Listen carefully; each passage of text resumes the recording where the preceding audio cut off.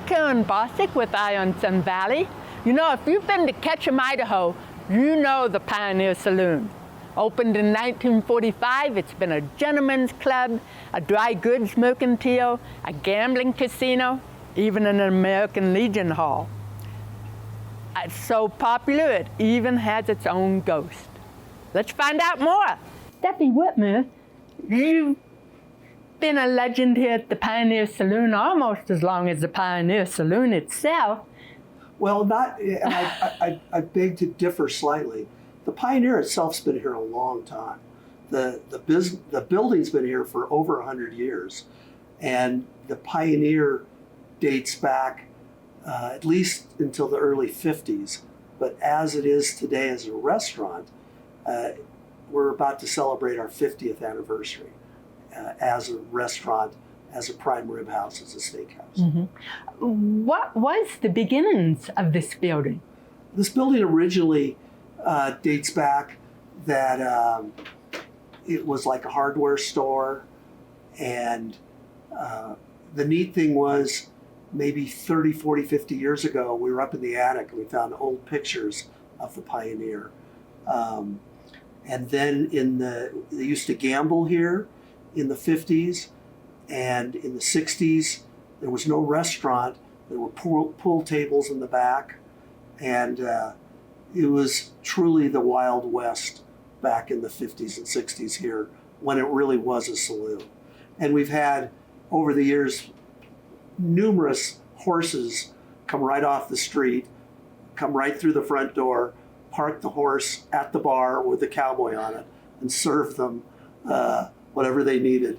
And then during the Wagon Days parade, we had good friends that would come in and said, we're going to ride right off the parade and have a Snickers bar ready for the horse. And we would feed the horse the Snickers bar, and then everybody would spread and the horse would ride back out. So we've had a very lively, old, historic history here. So how did you get up to Ketchum? Well, my family came to Sun Valley. We're originally from Southern California. They came up to visit in the 60s and had friends. And in the early 70s, I was working in a restaurant in Santa Barbara, California. And the gentleman then who started the Pioneer as it is today, Larry Stone, I was working for his restaurant in Santa Barbara, and he had this restaurant.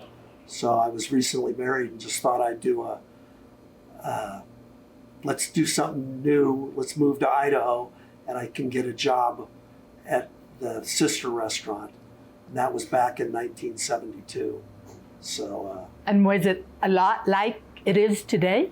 In many ways, yes, it is. The structure hasn't changed one bit. Truly, the menu hasn't changed very much. One of the secrets about the Pioneer is a Ketchum business lot is 55 feet wide by 100 feet deep. Pioneer is only 25 feet wide, so it's not even half the size of a regular Ketchum business lot. So we're somewhat compressed in here. So even when it's not overly crowded, it does feel crowded. So there's magic between those 25 feet. It is very, very similar to when the restaurant opened in 1970, as it is today. I noticed you have some plaques in the bar recognizing some of your big customers. Tell me a few stories about some of your customers. These plaques actually represent many of the plaques on people who have passed. We had a phone call one night, and someone said, in Washington, D.C., my brother just passed away. And the last thing he said right before he passed away, the minute he passed away, is, I wish I had a full cut from the Pioneer Saloon. So they asked us if we could send one FedEx so he could be buried with a prime rib full cut dinner. We've had other examples of people have called. That is truly a Last Supper. Yeah, the Last Supper. We know of more than several people that have been buried in a Pioneer shirt. We've had the Willie Nelsons come in. Oh, you have? And Mr. Steve Wynn's a very good friend. And he said, I'm going to bring some people in today. And in walks Willie Nelson with his ponytail. And I'm as dumb as I look, but when I realized Willie Nelson was walking in on a Friday night, even though we don't take reservations, but for Mr. Wynn occasionally I'll have a table ready for him, I didn't bring Willie into the bar with Mr. Wynn and with Buck Owens and a couple of famous people. I let them age a little in the bar because every person walked in and said, oh my God, there's Willie Nelson drinking at the bar at the Pioneer. We've had Clint Eastwood's a good friend. And every time Clint Eastwood comes in, it creates a stir. Famous people will sit right next to a lift operator, a construction worker, and everybody just gets along. Because when you walk in that door, it doesn't make any difference who you are. We're all humans. We treat each other with equal respect. So I could honestly go on and tell you, we've had plenty of people that said, do you know who I am? And I said, yes. And they said, well, you're going to move me to the top of the list? And I said, no. Or, just because someone else isn't as famous as you doesn't mean, you're going to have to wait as long as they are. And they're here first, they get in first. There's a story between almost all the artifacts. We have a buffalo that was one of the biggest buffaloes ever to come out of Alberta, Canada. I had a phone call about the opportunity to buy the Hemingway gun. And there's a little story to that the Hemingway gun was given to Ernest Hemingway's best and favorite hunting partner. And it was then passed to Dr. Savior's son. And it was then going to be auctioned off. And it was brought to our attention that we could have an opportunity to buy Ernest Hemingway's favorite hunting gun, which was made by Winchester Firearms. Part of the crazy story, and this is a crazy story, but when Mr. Hemingway committed suicide, his wife, Mary Hemingway, asked that gun be melted down so it wouldn't be like some sort of collector's piece or whatever.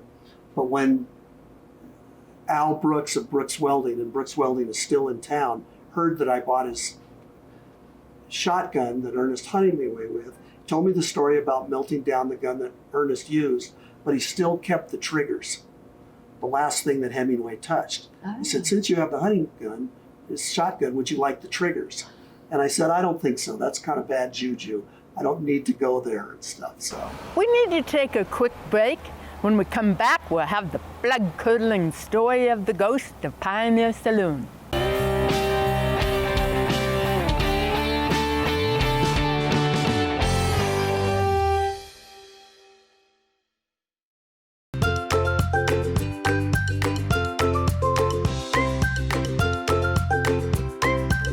Better food, better price, better service. Atkinson's Market, supporting local farmers since 1956. Welcome back. Are you ready for a good ghost story? Joanne Kelly, the general manager of the Pioneer Saloon, had been working here since he was 23 years old. He's the child of Irish immigrants, and I imagine Gerard came because when he saw those big potatoes that the Pioneer Saloon has, he figured there'll never be another famine. Gerard, I know you know a lot about the history of this. It used to be a gentleman's club? Yeah, it was called the Commercial Club.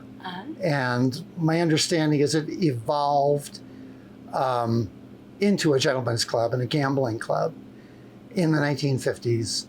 And it was shut down for some reason. It may have been a crackdown by the state, but I think it was as part of a sort of general crackdown on gambling in Ketchum. And the history's murky, but the story I've heard from more than one person is that eventually federal agents came into Ketchum and they dismantled gambling operations at pretty much everywhere in town. Some of the leading businesses that are still here. had their slot machines taken out and thrown into the street. Gambling did persist after that in a more private fashion. It continued into the casino club until well into the 90s. There was a poker game, high stakes poker game happening in the casino for quite a while. But that's gone now too. And I'll bet it persisted here probably in some private form into the 60s. So that's what I can tell you about that. What I know is that there were a consortium of guys decided to make this into a restaurant. And they did so with a big remodel in the middle of the 60s. And they formed a group that managed the place. It went through a few owners. At that point, it was actually the Pioneer Saloon. We have menus downstairs that date from that era, in which you get a New York steak dinner for $2.95. A lobster dinner might cost you $5. They had two kinds of wine, red and white. I believe it was like Amadine and Blue Nun, and that was your wine selection. But we have the menus downstairs. They're interesting to see. Mm-hmm. You want to hear the biggest mess that I ever cleaned up at the Pioneer? The biggest mess happened, it was early 80s. And I don't know if you remember, but the fad at the time was kind of like the Rancho Deluxe style. Every guy wore a cowboy hat, cowboy boots. Everybody had the facial hair. And the typical thing they all wore, even inside, was a down vest. So it was just the look. So anyway, these two guys got into it, I guess, one night. I wasn't here for it, but I was definitely here for the aftermath of it. They got into it one night over by the stairs. And one of them grabbed the other one by the down vest and was giving him a talking to. And the guy shoved him away and fell backwards. And he started to go down the stairs backwards. So the guy that he had shoved grabbed the down vest to try and pull him back up, which popped at the time. And the result was feathers from here. There were feathers from where it happened to the top of the stairs. There were feathers everywhere, and especially in the dining room here. The ceiling, which was cedar wood, was totally covered. You wouldn't believe how many feathers are in a down vest. So we had to clean it up, and a vacuum cleaner won't do it. You end up like trying to use duct tape to get it off of there, but that was the biggest mess I've ever seen in the Pioneer that's Saloon. amazing. It took all day to clean it up. Speaking of kind of questionable characters, as old as this is, have you ever seen a ghost? I have, and I know people that have too. Really? And whether you believe in them or not, being that I am of Irish extraction, I do believe in them. And I do so from experience here. And where I'm standing right now, I saw one. I've personally encountered it twice. One time I heard a noise, I turned my back and I looked right over there, and there was a man standing in the darkness. It was first thing in the morning. Their lights weren't on. And I turned back and I looked at him, and he ducked out of the way. And I thought it was a real person. So I was a little reluctant. I waited for a minute, and then I decided I would try and go around the back way and see if I could, see if he was there, because I figured he was hiding behind the wall. And I turned around, he was gone. And the story was that I heard from Mark Wheaton, who was bar manager here for many years, who also had encountered the ghost, that there was something about the fall, and he connected it with our Pio days, the oldies but goodies things, around late November, that's when you would see the ghost. For whatever reason, he was an oldie but goodie, and that's when he showed up. And both the times I saw him were around about that time. The second time, I was coming up first thing in the morning, turn on the lights, go around to go behind the bar and ring out the cash registers. And I more felt him this time than saw him. But it was like a outline of a figure right behind the bar. And this time I walked towards him. And and I walked right through him. He didn't move, and I just went, I'm just going to keep walking. Did you feel a chill? I did, absolutely. Cold to the bone to walk through them. And that was, I had to just stop and think, well, what did I just see? What did I just experience? And that's when the next person I saw was actually Mark. When he came in and I told him about it, Mark was, oh yeah, that's the miner. He goes, yeah, that's what we call him. Like, he's been seen, he knocks stuff off of shelves and just pulls things down, unstraightens pictures. We'll be right back. Inner Health MD is family medicine like it used to be, affordable, personal, and looking to the future. As an independent insurance agency, we represent you to the insurance company, not the insurance company to you. This allows Wood River Insurance to be as competitive as possible. So call us today at 208-788-1100 and let Wood River Insurance represent you. Let's go meet the daughter of Duffy Whitmer, who grew up in the Pioneer Saloon. Alison Whitmer was born in the Moritz Community Hospital, the old one before St. Luke's Wood River, and she was born with the restaurant business deep in her DNA. Alison, you grew up in the Pioneer Saloon. You also had a couple of restaurants of your own for a while, right? That's exactly right, Karen. I spent a lot of my very early days, even as a toddler, here wandering around this restaurant. And so I started working here at the Pioneer really pretty young. I think early, probably before it was legal to start working. I was about 12. And I would come in and I'd work with the prep cook and learned how to make salad dressings, our famous salad dressings. We still have the same recipes that we had back then. And I would come and I would pick up all the cigarette butts that used to be in the alley. There was an alley that was the driveway for the bank next door. Okay. Back when I think a lot more people smoked, and I would pick up the cigarette butts and I'd come into the bar and dust off the animals.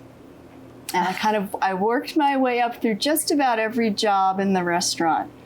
Eventually I was able to bus tables and then host, and of course cocktail waitressing and bartending and managing eventually. So tell me about some of the people that come into the Pioneer. I really think what makes this such a special place is the customers that come in and the people who come in to celebrate some of their most special moments or unexpectedly have one of the most special moments in their life. And it's what happens in this really small space between these walls that, I could come in and be working tonight and somebody would come in and tell me a story about when they were here 25 years ago and, they met their spouse or they came in to celebrate a grandparent's 90th birthday, which was the last birthday, or a family reunion or wedding, or we feel really blessed and really lucky that we get to witness so many special moments for people. How many reincarnations has this building taken? It was the commercial club? Or? So many years back, I want to say back in the 50s, it was the commercial club. Now, what was that? Well, if I'm not mistaken, this building has been through so many phases. At one point, it was a mercantile. I've heard that at one point it was a brothel. Really? Not quite sure. At one point, it was a French restaurant. Oh, you're kidding me. And then, I think that it was given the name Pioneer Saloon back in the 1960s. Any idea how? Or? I'm not quite sure where the name came from, no. But that was the first time it was started operating in a similar manner as a saloon and as a restaurant. And then I think in the early 70s, it was reinvented very much like it is today. All right. Well, folks, If you've been here before, you know what you're in for. And if you haven't, you better make way to the Pioneer Saloon. I'm Karen Bossick with Eye on Sun Valley. Until next time, I'm keeping my eye on Sun Valley for you.